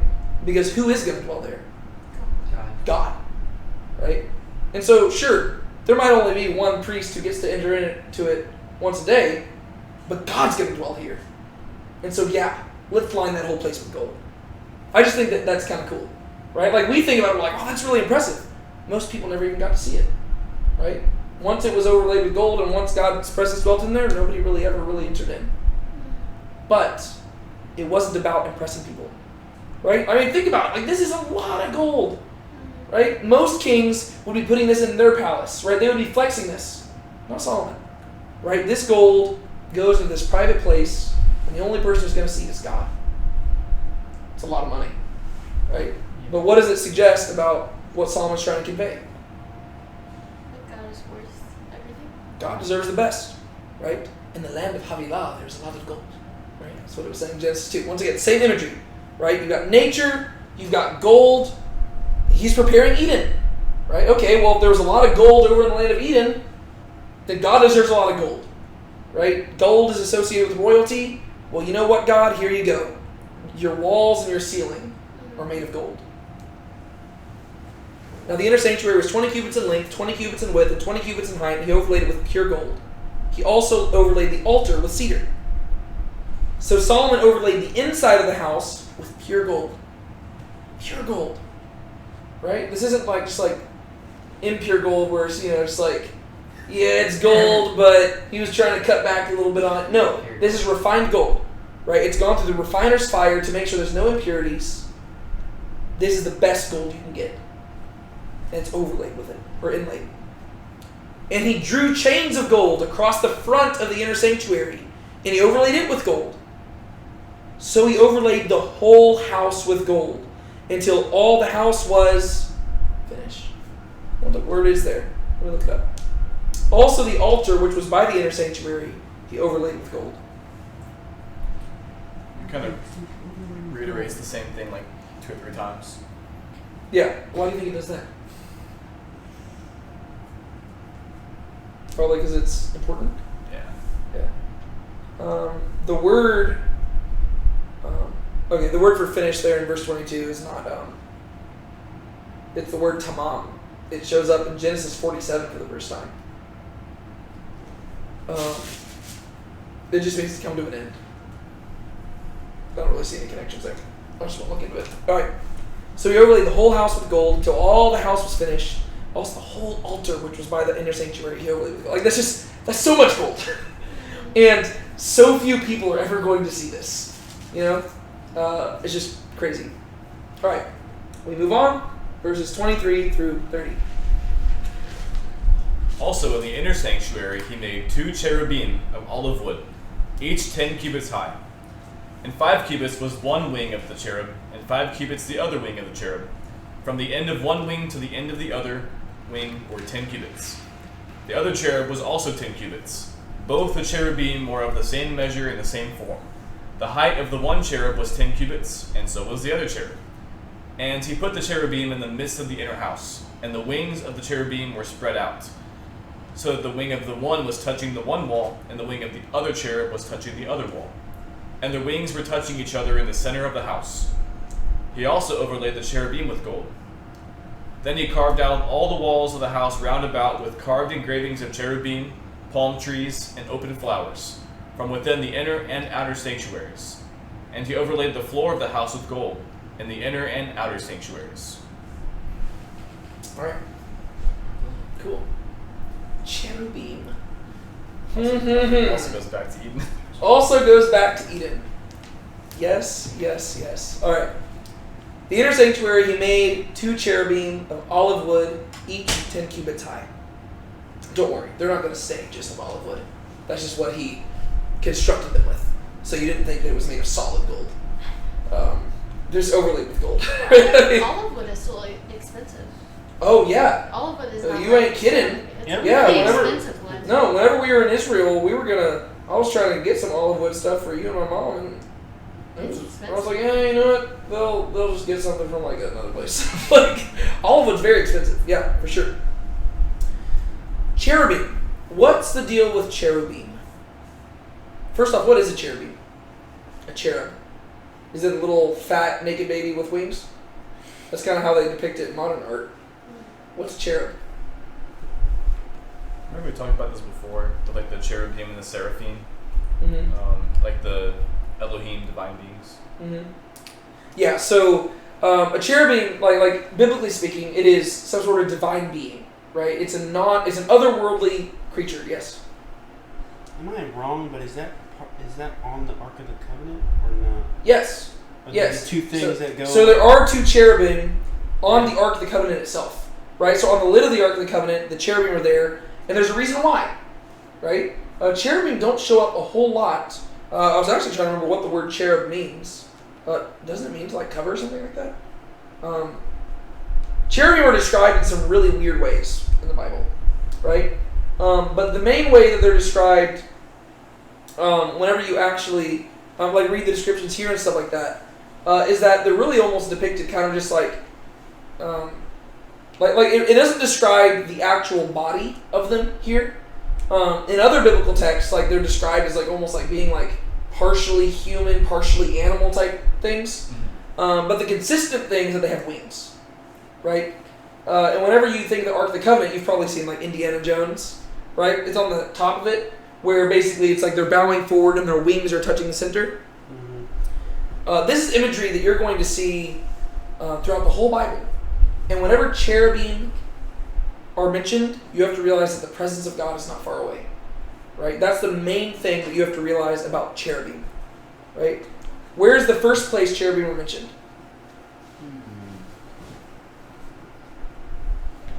The first. The very first place.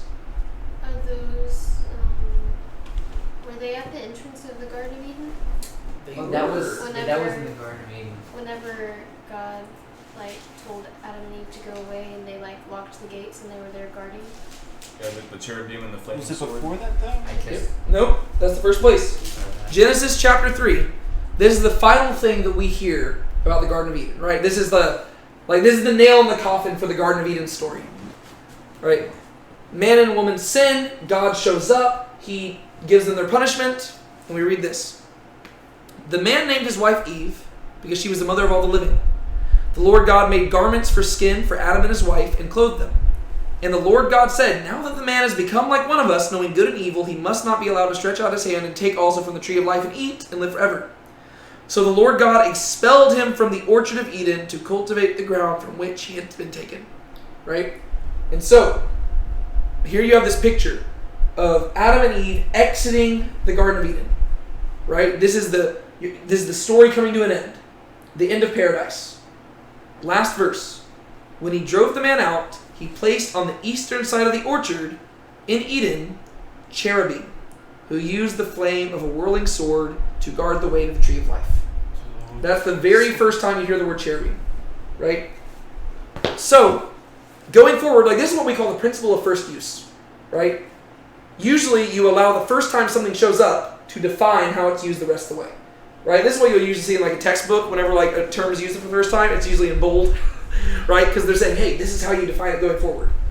Cherubim, what were you going to say actually real quick? Okay.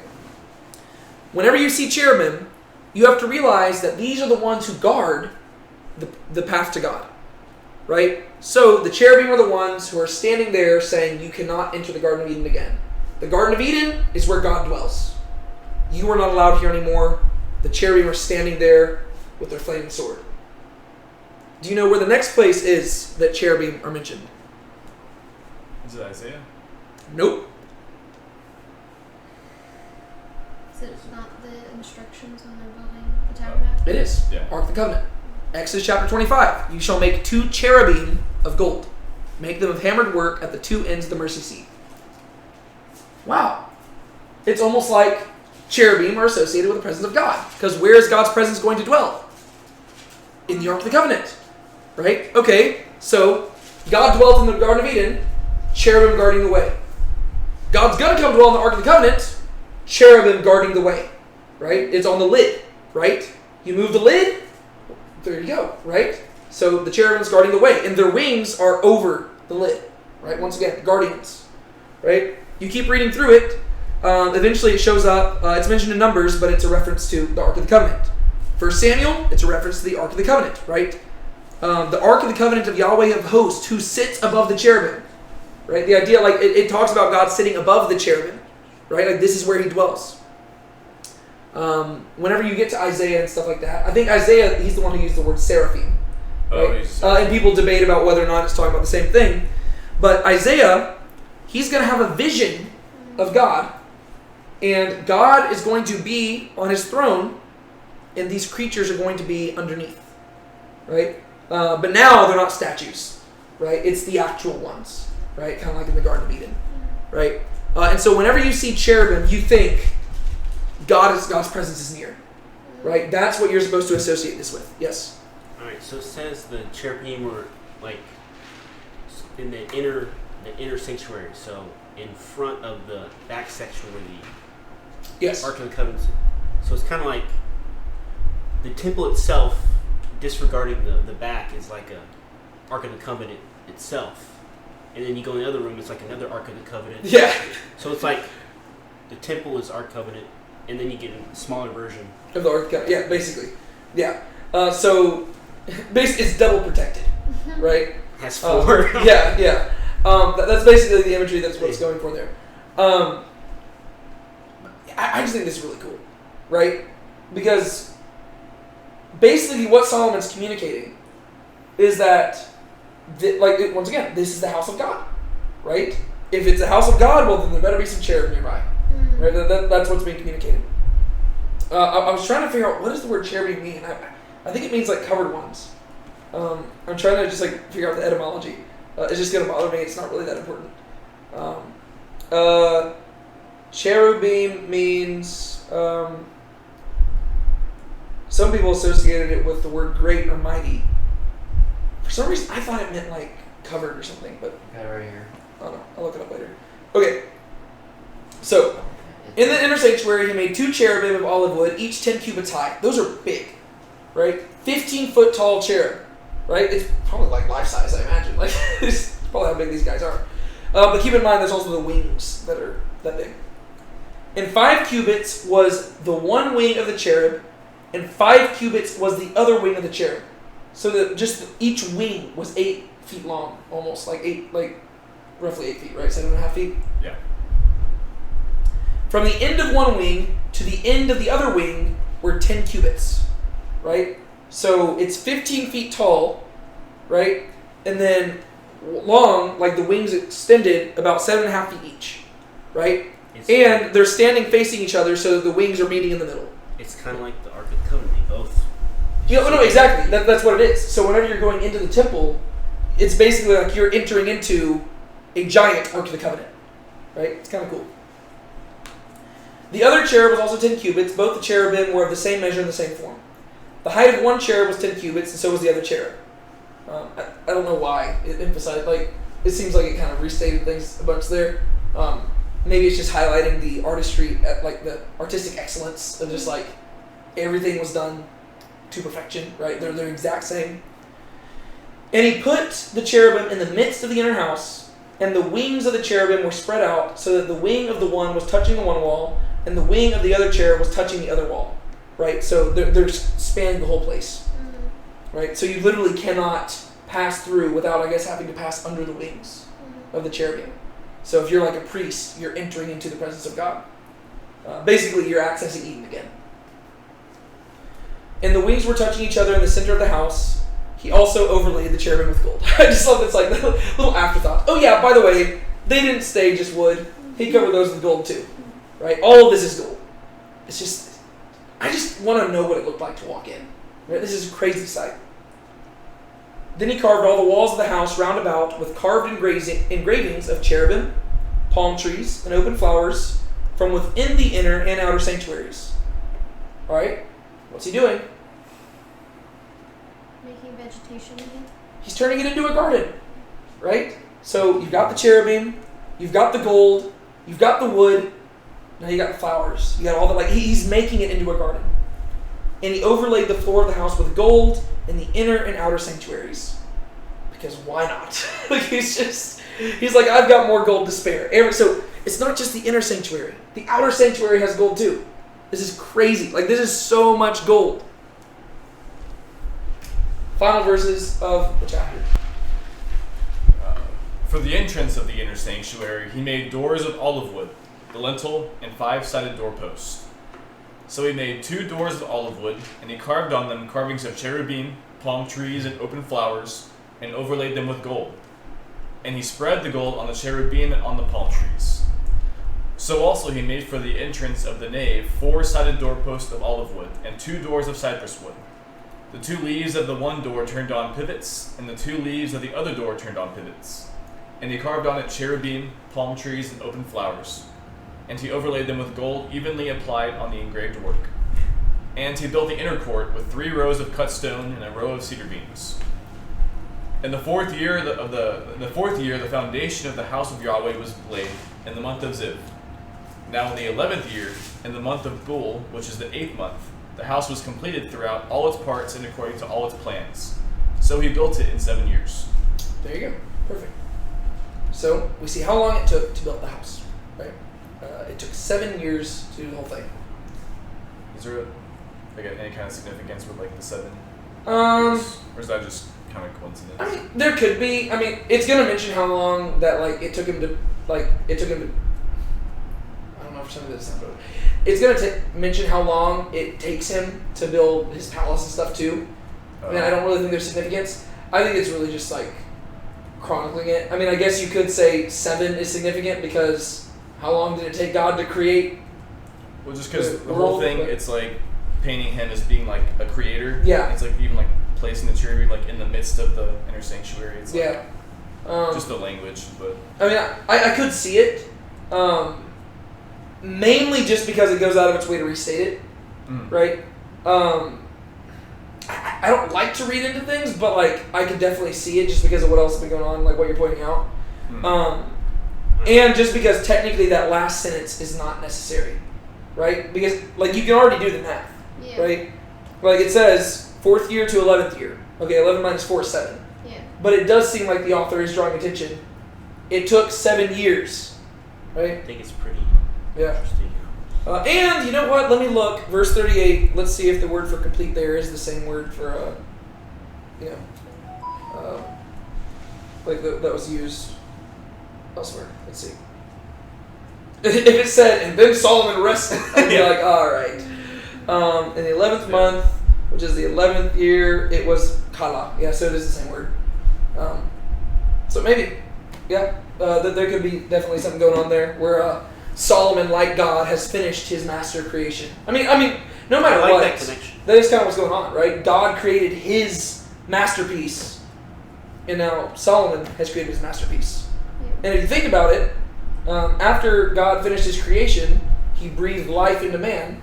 And now after Solomon finishes his creation, God is going to breathe his life, like by coming to dwell in. I don't know. But there's something going on there, maybe.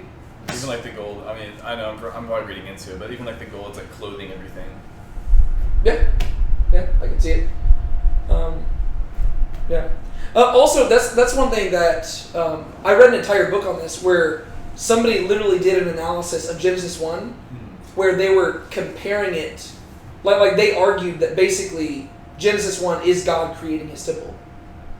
right? I read an entire book where that was literally the person's argument. The reason they were arguing it was actually like a creationist, like they were trying to argue basically that Genesis 1, whenever you read the whole 7 days thing, it's not supposed to be 7 literal days. So they had a different end goal of why they were arguing it, but they did raise that theory. Like when you read Genesis 1, it is supposed to be God creating a temple, and then Eden is the Holy of Holies, right? Like that's kind of the imagery that you're supposed to get out of it. And so there is something to that. All right, we can go through this pretty quickly. For the entrance of the inner sanctuary, he made doors of olive wood, the lintel, 5-sided doorposts. 5-sided doorposts. I don't even know what that's kind of describing now. So he made 2 doors of olive wood, and he carved on them carvings of cherubim, palm trees, open flowers, and overlaid them with gold.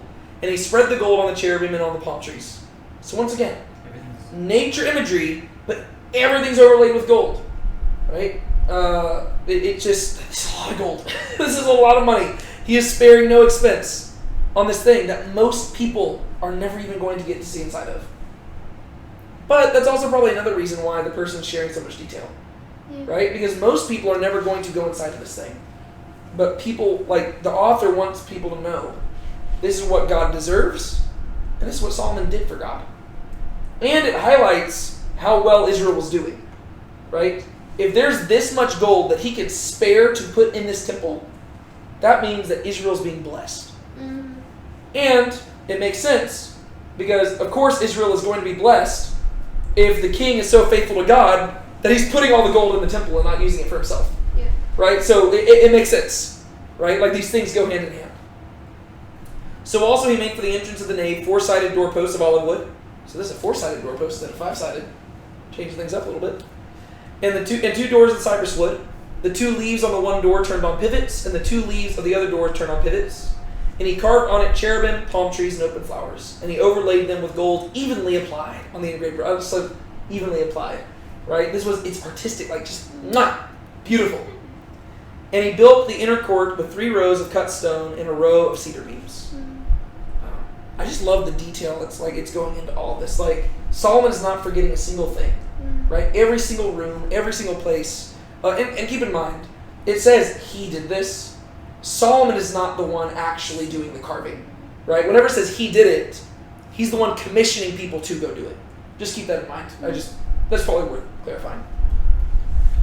And so in the 4th year, the foundation of the house of Yahweh was laid in the month of Ziv, right? We already talked about that. This is May of 966 BC, right? Now, in the 11th year, in the month of Bul, which is the 8th month, right? So this would be 7 years and 6 months later, right? So we would be now in, what is that, 959 BC? 959 BC, and now it would probably be about November, December time, right? Something like that. Which is the 8th month. The house was completed throughout all its parts. I'm thinking it's more like October time, but I could be wrong. The house was completed throughout all its parts and according to all its plans, so he built it in 7 years. So it took 7 years long to build this, and with that, Solomon was able to rest. Let me just check real quick. Month of Bul. That's October, November. Yeah. Yes. So October, November is whenever he finishes this, right? So May from 966 BC to November, October-ish of 959 BC, if that's correct math. Okay, so there's the chapter itself. And now just to wrap this up, what I want to do is I want to show you like a visual representation of it. You've probably seen depictions of this, and some Bibles even have like pictures of this in the back. But I want to show you pictures of this just so you can kind of imagine it in your head, because I think that's kind of what the author wants you to do. This is probably roughly kind of what it looked like from the outside. Which, from the outside, I would argue it probably doesn't look that fancy, right? That being said, this is still a really impressive building. And I know when we were describing it, we were saying that it didn't seem that big. You've got to realize that in this culture, this is giant, right? Like, this is not how big, like, for us, we're like, oh, it's like a third of the length of a football field. Guys, this is a big deal. Like, This is a huge building. It's a huge temple, right? Especially in the land of Israel. You've got to realize that in Israel, everything is smaller, right? Whenever they talk about a river, they're talking about what we would consider a ditch, right? Whenever they say mountain, we're thinking hill, right? And that's coming from us in Texas, where we don't even have that many hills, right? So everything in Israel is a bit smaller. Whenever you look at this is a huge temple, right? And keep in mind, most of the Psalms, right? Like, think about all the Psalms whenever they talk about ascending, like whenever it says a psalm of ascent, and they're praising God, who can dwell on God's holy hill? This is the building that they had in mind, right? This is what they pictured whenever they sang those psalms, right? It was Solomon's temple, right? In just a second, I'm going to show you also what Herod's temple looked like later on. Herod's temple is going to be a lot more ornate, and it's going to be way bigger. But everybody's going to agree that nothing compared to Solomon's temple, right? It was just artistically beautiful. We don't know exactly what it looked like. I imagine it looked a lot fancier than this. This is literally just artistic depictions based off of what the text tells us, right? But the idea is that probably there were a lot more artistic flourishes to it than just this, right? So this is roughly what it looked like. You know, you've got the main sanctuary. You can see like the different chambered areas around it, right? You've got the altar, the molten, they call it the molten sea, but we'll talk about that in the next chapter. You got the upper court, the inner court, all that stuff. The stone altar where you would go to like this different sacrifices and stuff like that. That's it from the outside. But then if you went inside, this is what it looks like. And this is where things get impressive, right? From the outside, it just looks like a building. You go to the inside, look at all that gold. That is crazy, right? Just the amount of gold there. You can see the cherubim in the Holy of Holies, right? Over the Ark of the Covenant, which the Ark of the Covenant also has the Holy of Holies. Or not the Holy of Holies, the Ark of the Covenant also has the cherubim, right? This is just a crazy thing on the inside. Like, just imagine, like, I wish I could walk in there and just see what it looked like. This would be an overwhelming sight. I actually one time had a dream that I was, like, walking through a replica of Solomon's temple, and I remember even in the dream being like, whoa, that's a lot of gold. It was, like, super random. But yeah, so this right here is just kind of like pointing out cherubim, Ark of the Covenant, Holy of Holies, stuff like that. There's still going to be more descriptions that we see next week and stuff like that, because we're not totally done with all the descriptions. And like I said, we're going to be talking about the temple for a few weeks. But what I do want to do is give you, some size comparisons, right? This is roughly what we're thinking of whenever we compare it to like an American football field, right? To the 40, 35-yard line.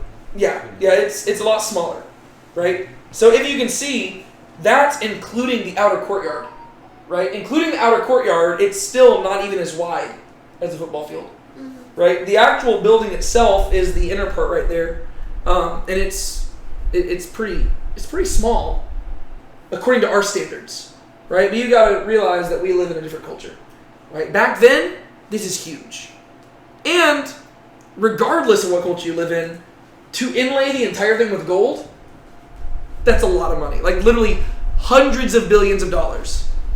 And it's hundreds of billions of dollars to something that most people are never going to see. Right? That is wild. Right? The most impressive thing is something that most people will never see. Right? Most people only get to see the outer side. But even then, people just looking at the outside of this temple, like, they sing songs about it. Right? This is the thing where they would come over the hills and they, like, the pilgrims traveling to Jerusalem, because remember, they had to go to Jerusalem at least 3 times a year, right, if they were being faithful to God. They would travel through, and right, there's rolling hills, and they would long to just crest over that hill so that they could see the temple, right? And then they would begin to sing, right? And as they're going down the valley and then going up the temple, they would be singing all these songs because this is where God dwells, right? And this went on even into the time of into the time of Jesus, even though that temple was different. Speaking of which, here's the comparison. That temple down there is Solomon's temple. This one on the right is the temple at the time of Jesus. It was a lot bigger, right? The temple at the time of Jesus was a sight to behold, right? This thing is big. And this doesn't even include the outermost courtyard, right? There was this huge outer courtyard, even for like this temple complex, right?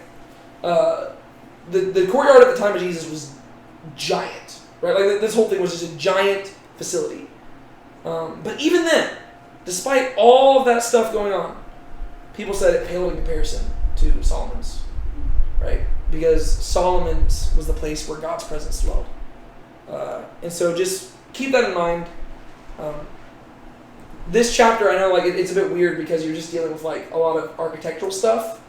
You cannot overstate the importance of the events happening right here, right? I mean, literally, the ramifications of what Solomon did in this chapter are still being felt on like the geopolitical level even right now. Like, people are dying because of what happened right here, right? This is the event that like made Jerusalem, made Israel such like a thing that people wanted, right? I mean, yes, Israel, I mean, historically speaking, people have wanted Israel for political reasons as well, because, you know, it's a lush land surrounded by like water on one end, desert on the other end. It connects like 3 continents together. There is all that. But in the modern day, that's really not as significant because now we have planes and stuff like back whenever you're having to travel by foot everywhere or by boat, yeah, Israel is like, you know, crucial for that reason. The main reason Israel is so contested nowadays is for religious reasons. And it all goes back to the Temple Mount, right? And so just keep in mind, that's a huge, huge deal. That being said, next week, we are going to talk about the houses of Yahweh and Solomon, right? We're going to talk about the temple a little bit more, and we'll also talk about Solomon's palace and his, like, just complex. Do y'all have anything else y'all want to mention? Isn't it like 2 weeks from now, actually? You're right. That is 2 weeks from now because next week is Halloween. And so we will have our annual Bible study Halloween party. Yes, thank you for reminding me of that. Find a costume. It'll be good. We will have a great time. I'm excited. Yep. Cool. Anybody want to pray for us? Also, we didn't really talk about much application, but we are the temple of God. There you go. Okay. Somebody pray for me. Por favor. All right. Lord, we thank you for allowing us to gather here today to dive into your word. God, I pray that as we leave this Bible study, that we can really think about this chapter that we've read about, even though it might seem like something that isn't as important to us because it's not this action story like maybe some of the other chapters that we read, but there's so much weight that's behind each and every description that you have put in this chapter. And so I pray that you will allow us to just think about it throughout our week and apply it in ways that you would like us to, and allow us to be able to grow closer to you by thinking about it. We thank you for all that you are and all that you do, Lord. It's in your name we pray. Amen.